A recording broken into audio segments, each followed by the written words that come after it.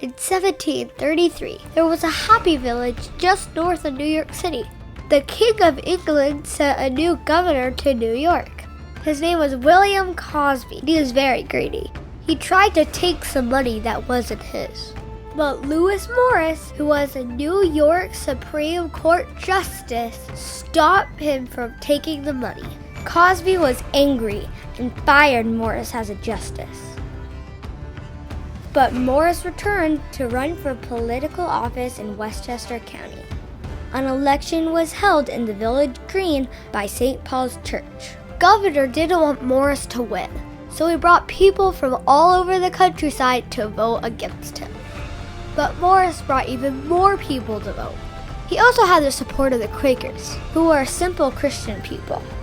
Cosby got scared and declared that everyone who votes must swear on the Bible. Quakers don't believe in swearing on the Bible, so they couldn't vote. But Morris still had enough votes to win. Hooray!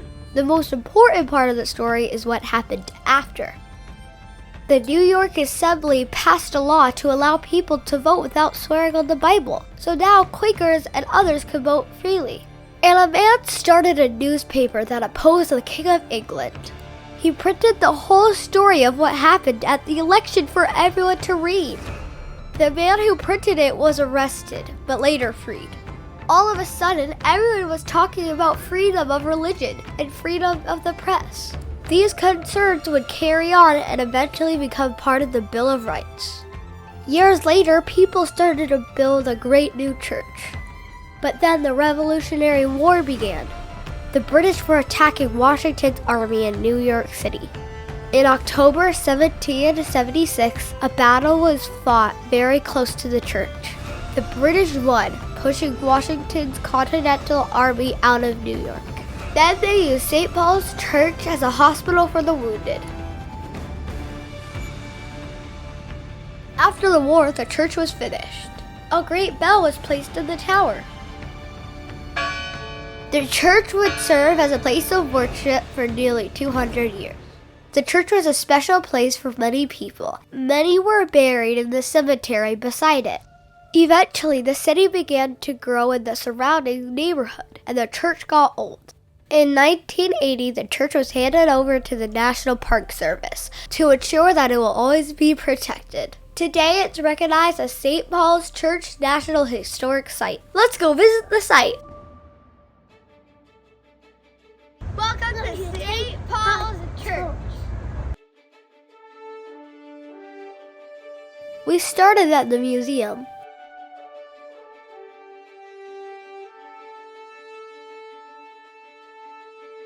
We went on a scavenger hunt for clues about the history of the site. Dioramas tell the story of the Battle of Pell's Point.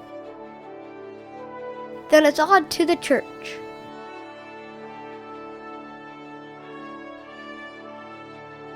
The inside of the church has remained about the same for hundreds of years.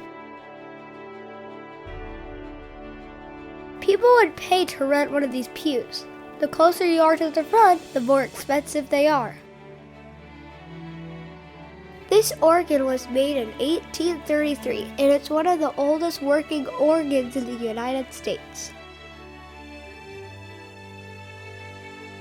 At the front of the pews, you'll see the pulpit. This is where the preacher spoke. Below the pulpit, there was a space for the clerk. Don't fall asleep. The clerk will use this tickler to wake you up. The bell in the tower was made from the same foundry that created the Liberty Bell in Philadelphia. Listen close and you can hear it ring.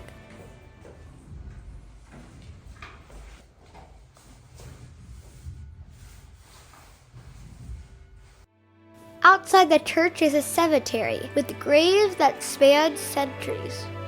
The oldest graves are over 300 years old. Over the years, the grave markers took many different shapes and sizes. The graveyard includes people who died in every war in the United States history, with a special marker for those who died in the American Revolution. This site is a remembrance to the people who died in the Revolutionary War. The church still stands to remember them all.